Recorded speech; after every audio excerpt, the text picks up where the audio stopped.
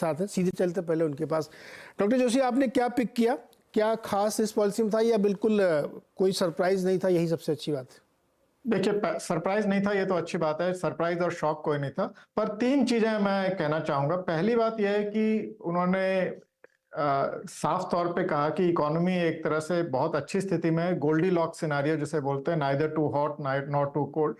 उस ग्रोथ अच्छी बनी हुई है, साथ में इन्फ्लेशन नीचे आ रही है, तो ये एक बहुत अच्छा सिनेरियो है। क्योंकि दूसरी बात यह है कि क्योंकि ग्रोथ स्ट्रांग है, तो आरबीआई के पास पॉलिसी स्पेस है to pursue its inflation target.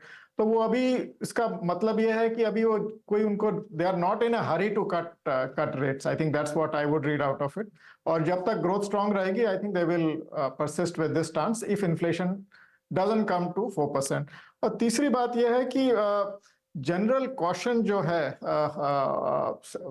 बाहर के सेंट्रल बैंक्स में भी देखा है, हमारे आरबीआई में भी देखा है। तो आरबीआई अभी फिलहाल, ये हमारा मानना यह था कि जून में रेट कट होगा, पर हो सकता है कि वो थोड़ा उसको डिले भी कर दे।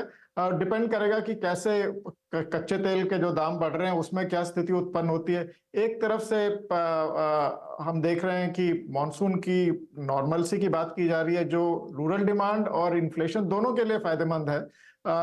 साथ साथ कच्चे तेल के दाम अगर 90 से ऊपर जाके टिक जाते हैं, तो वो एक तरह से इकोनॉमी के लिए, इन्फ्लेशन के लिए, फिस्कल डेफिसिट के लिए, ग्रोथ के लिए, सभी के लिए वो एक एडवर्स फैक्टर होता है। तो उसको मॉनिटर करने की आवश्यकता है। तो overall policy on expected lines, और आरबीआई ने क्लियरली इंडिकेट किया है कि वो फर्मली 4% इन्फ्लेशन टारगेट को परस्यू कर रहे हैं, और इसको और ग्रोथ स्ट्रांग है, तो इसलिए उनके पास ये अपॉर्चुनिटी है कि वो इसको टारगेट को परस्यू कर सकें।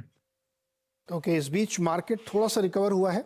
निफ्टी 20 पॉइंट केवल नीचे है और मिड कैप में तो फिर से बाइंग देखने को लगातार मिल रही है, और बैंक निफ्टी भी ठीक ठाक प्रदर्शन इस वक्त कर रहा है। जितने ग्लोबल क्यूज सुबह खराब थे उसके सामने मतलब आधे घंटे के लिए पॉलिसी ये भी सुन रहे थे मार्केट वाले, अब वो फिर से अपने पुराने जो पैरामीटर्स थे उसी पे ट्रेड करते हुए दिख रहे हैं।